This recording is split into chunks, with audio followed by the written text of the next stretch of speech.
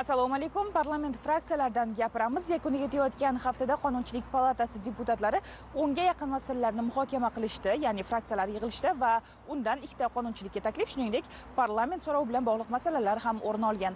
Reportajimiz orqali mana shu jarayonlardagi muhokamalarni tomosha qilishingiz mumkin. Ekologik partiya fraksiyasida ham tibbiy yordam ko'rsatish tizimini takomillashtirishga doir qonun loyihasi atroflicha muhokama qilindi. Loyiha orqali sog'liqni saqlash xizmatlarining sifati va ochiqligini oshirish, aholining ijtimoiy himoyaga muhtoj qatlamlari uchun tibbiy xizmatlardan foydalanish kafolatlarini mustahkamlashga qaratilgan normalar ilgari surildi. Ichiga kirityapgan o'zgartirishlar bu dorixona mudiri, dorixona filialining mudirini O'zbekiston Respublikasi Vazirlar Mahkamasi tomonidan belgilangan tartibda davlat ro'yxatidan o'tkazish haqida gap ketyapti-da.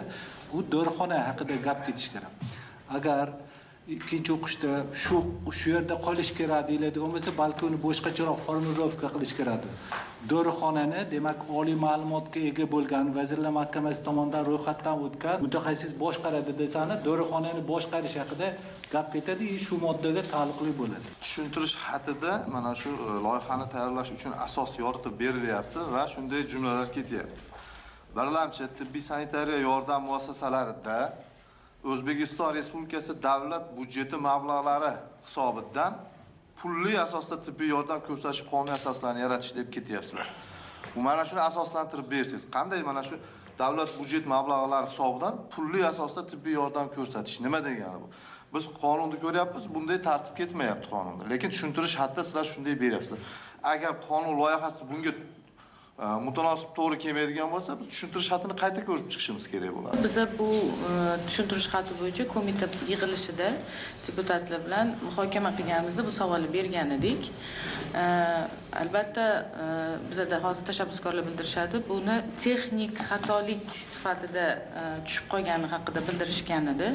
Endi bu kirib kelgan bo'lgani uchun siz to'g'ri aytib o'tdingiz, davlat budjeti mablag'lari hisobidan hamda pulli asosda tibbiy yordam ko'rsatishni qonuniy asoslarini kiritish bo'lish kerak edi. Shu hamda so'zi tushib qolgan texnik deb javob berishdi. Hozir yana asoslantirib berishadi. Shuni to'g'rilash imkonini endi biz qo'mitadan kirib kelgan variantini o'zgartirganimiz yo'q, lekin shunday javob berishdi. Va yoki so'zlarning o'z ahamiyati shunchalik katta qonunchilikda. Biz bu yerda birgina hamda so'zini masalan o'rnida yoki qo'llasak, umuman qonunda xususiyati o'zgaradi. Lekin bu yerda umuman hamda so'zini qolib ketishi umuman boshqa ma'no ketyapti.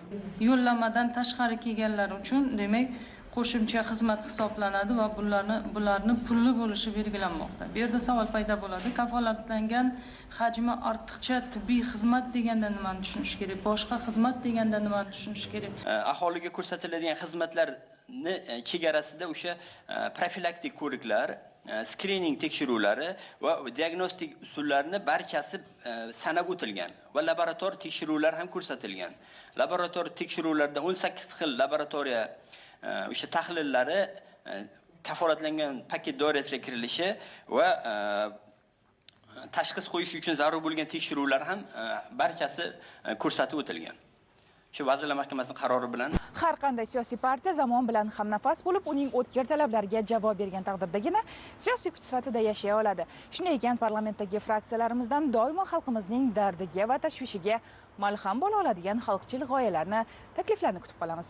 Bir haftadan keyin yangi qonun loyihalari muhokamalar bilan ko'rishguncha salomat bo'ling.